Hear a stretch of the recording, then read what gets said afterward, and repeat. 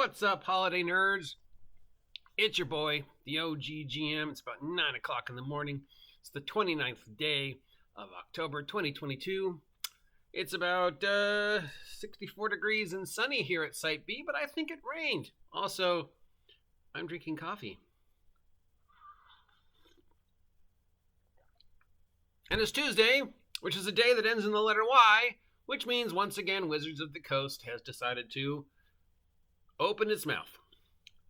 We have another comment from Wizards of the Coast regarding the fate of ONE D&D in reference to the OGL and third-party competitors. And this is pretty much the same thing they said last week, which is, yeah, ONE D&D will be open to support for ONE D&D OGL product.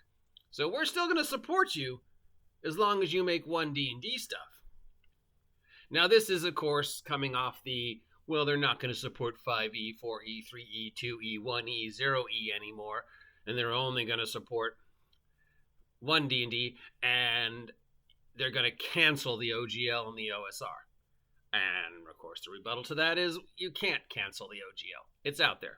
You can't cancel the OSR. It's out there.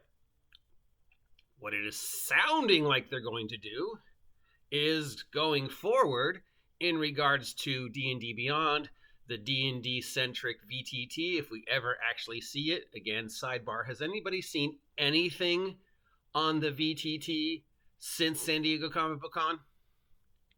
I haven't. Back to normal. And DM's Guild, which is their official, semi-official, not official second party thing that they do stuff for, like where Ed puts all his Ebron stuff and all the Adventurers League stuff is on and stuff like that. So eventually there will be a ONE D&D SRD. If you make product that follows that ONE D&D SRD, you can put it on D&D Beyond, but D&D Beyond will no longer support anything previously ONE D&D. So as of now, that's what it sounds like. Now the weird thing is, and I think part of the problem is that ONE D&D doesn't exist yet. It's still being playtested. We literally have 2 playtests that have been circulated since it was announced. One was, here's some general rule changes we're making. What do you think? But we don't know if we're going to stand by them or not, like the whole critical thing and alignments and pretty much everything else. And 2, thieves, bards, and rangers. What do you think? So, yeah, it's not finished. But a lot of people are acting like, well, this is it. ONE D&D exists, and this is what it's going to be. And it's like, yeah, no, it's not finished yet. I mean, I can't say for sure how much is in the pike in regards to what Wizards of the Coast has had written.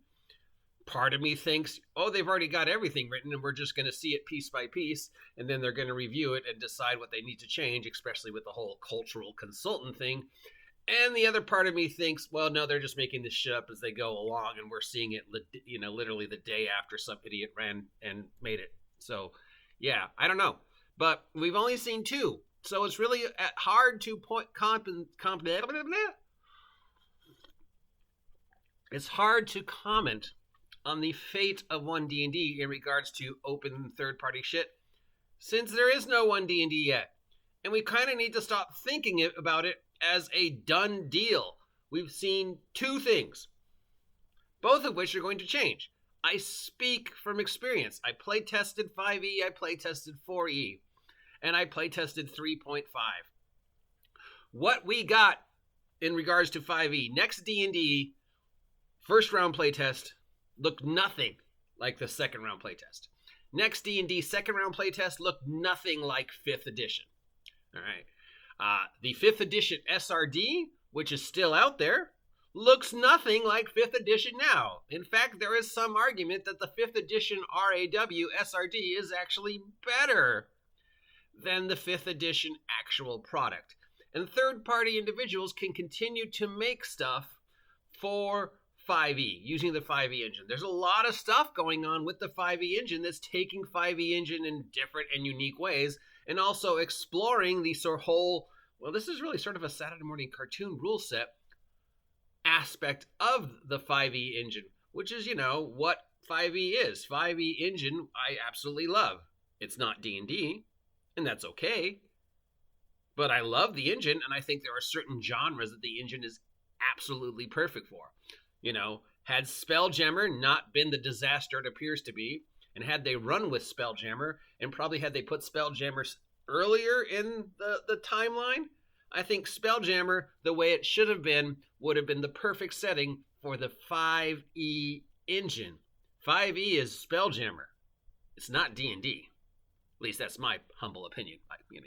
Other people will argue with me that it is, but, whatever. Potato. But 1 D&D doesn't exist yet. And based upon previous experience between what the initial playtest of 5e looked like and what 5e looks like now, and the 1 D&D playtest of which we've seen two things, and what 1 D&D will actually look like when it comes out in 2024, and will probably just be called Dungeons & Dragons. And everybody just referred to it as 6th edition. Yeah, they're going to be completely different. So whatever the eventual final 2024 printed Player's Handbook, DM's Guide, Monster Manual looks like will probably be nothing like what we see now. We still have to go through playtesting the rest of the Player's Handbook and whatever changes they're going to make to the Monster Manual and the DM's Guide. So we've still got a lot of work to do in the playtesting, and they've only released 2. And if they expect all to be done by the end of 2023, they kind of need to pick up the pace. Unless, of course, they've already finished it, and our opinions don't really matter. They're just tossing them out there as a token. Oh, yeah, you guys count. Speaking of playtests, my playtest copy of Blade Runner finally showed up, and I should probably get around to reviewing it. But yeah, that's a separate topic. So, in regards to 1 D&D and third-party content in 2024 when it is finally finished. As of today, Wizards of the Coast has continued to saying that, we're going to support third-party content as long as it follows the final SRD of whatever 1 D&D is in 2024. If it doesn't follow that, we're not going to support it. And the only place we're going to support it is D&D Beyond and DM's Guild and other things where we can have complete control over what you put on. We gain 100% of the ownership of whatever you put up there, and we make most of the profit. Third-party publishers like Big Geek Emporium, you're probably not going to be able to carry 1 D&D stuff officially. But you can still carry 5e stuff, 4e, 3e, 2e, 1e, and 0e, and the OSR will still be able to continue to make product using the current SRD/OGL. So yeah, armor class, hit points, strength, dex, con, levels, that's not going anywhere. Fighter, cleric, magic user, rogue, that's not going anywhere. We can still use that. We just cannot go past the 5e wall. But it doesn't mean you can't support 5e. You can still support 5e. Wizards of the Coast just won't carry it on 1 D&D. But, they're still going to make their 0.0001% off of the OGL, or however it works out. Look, I don't understand the math or science or legality of how the OGL works and how much money Wizards of the Coast makes off of it and what they can and cannot say you can't use, except for, like, Beholder and Doppelganger. We know you're technically not supposed to use those. That's not my wheelhouse. There are people far smarter than me who can tell you the actual legalness. What I can tell you is no matter what saber rattling the 5e fearmongers are making from the shallow end of the 5e pool in regards to the OSR and the OGL, OSR is not going anywhere. OGL is not going anywhere.